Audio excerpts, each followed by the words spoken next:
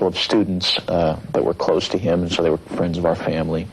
And one of those men, Danny Inosanto, continued to be my teacher, so it's kind of a nice unbroken line. I have his books at home with all of his underlining and his notes in them, and it's fascinating to see where he drew his sources from, from what sources he drew. He's got books on Western fencing at home that he would use, on boxing. I remember he always used to say that you want to try and absorb what is useful, discard what is useless, and add what is essentially your own, and that was kind of his credo in creating Jeet Kune Do. When people ask me the question in interviews generally what my style is, I usually say, well, my father created the art of Jeet Kune Do while he was alive, and I have been trained in that. Because it's simple to say that. However, I actually truly feel that it's a little bit too simple to say that, because Jeet Kune Do was my father's very personal expression of the martial arts. He intended it to kill a lot of sacred cows. So I always feel a little bit silly saying that I practice Jeet Kune Do, although I certainly have been trained in it. It would be more accurate to say that I practice my own interpretation of Jeet Kune Do, just as, frankly, everyone who practices Jeet Kune Do does, because that's what it was intended to be.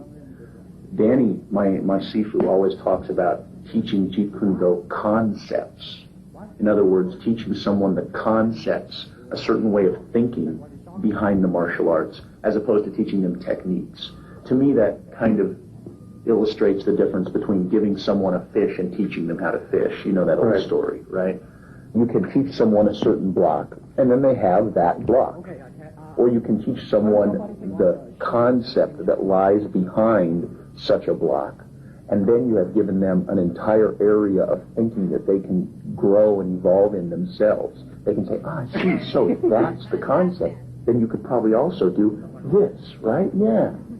And that's, I think, a lot of what lies behind Jeet Kune Do, and that is then dedicated to creating a really creative, free-form martial artist. You see, actually, I do not teach, karate, because I do not believe in styles anymore. I mean, I do not believe that there is such thing as like Chinese way of fighting or the Japanese way of fighting or whatever way of fighting, because unless human beings have 3 arms and 4 legs, we will have a different form of fighting. But basically, we have only 2 hands and 2 feet. Unless we have other group of beings on Earth that are structurally different from us, then there might be a different style of fighting. Now, why is that? Because we have 2 hands and 2 legs now. The important thing is, how can we use it to the maximum? In terms of path, well, straight line, curved line, round line, they might be slow, but depending on the circumstances, sometimes that might not be slow. And in terms of legs, you can kick up straight, same thing, right? Now, and after all that, then you ask yourself, how can you honestly express yourself at that moment? And being yourself, when you punch, you really want to punch. Not you want to punch because trying to avoid not getting hit, but to really be in with it and express yourself. Now that is to me the most important thing, and that is, how can I, in the process of learning how to use my body, to understand myself? Now, the unfortunate thing is, now there's boxing, which uses hands, judo, which is throwing. Now, I'm not putting them down, mind you, but I'm saying one thing that is a bad thing, and that is, because of styles, people are separated. They are not united together, because styles became law, man. But the original founder of the style started out with hypotheses. But now it has become the gospel truth. And people that go into it, man, became the product of that. It doesn't matter how you are, who you are, how you are structured, how you are built, how you are made. It doesn't matter. You just go in there and be that product. And that, to me, is not right. So styles tends to not only separate men, because they have their own doctrines, and then the doctrine became the gospel truth, that you cannot change, And But if you do not have styles, if you just say, well, here I am, you know, as a human being, how can I express myself? Totally and completely. Now, that way, you won't create a style, because style is a crystallization, you know. I mean, that way, it's a process of continuing growth. First, we use the feet. And then we use the elbow. In fighting, there is a finger jab, there is a punch, there is the back fist, and the thigh kick. It depends on where you hit and what weapon you will be using. I can use my longest weapon, my thigh kick, against the nearest target, your kneecap.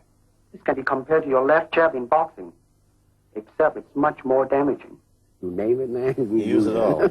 You have to, you see, because, I mean, that is the expression of the human body. I mean, everything. I mean, you know, not just the hand.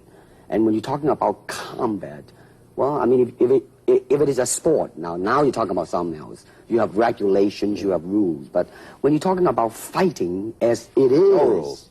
With no rules, real fighting, well, then, baby, you better train every part of your body. A good martial artist is like water. Why? Because water is insubstantial. By that I mean you cannot grasp hold of it. You cannot punch it and hurt it. So be soft like water and flexible. Be formless, shapeless, like water. Now you put water into a cup, it becomes the cup. You put water into a bottle, it becomes the bottle. You put it in a teapot, it becomes the teapot. Now water can flow or it can crash. Be water, my friend.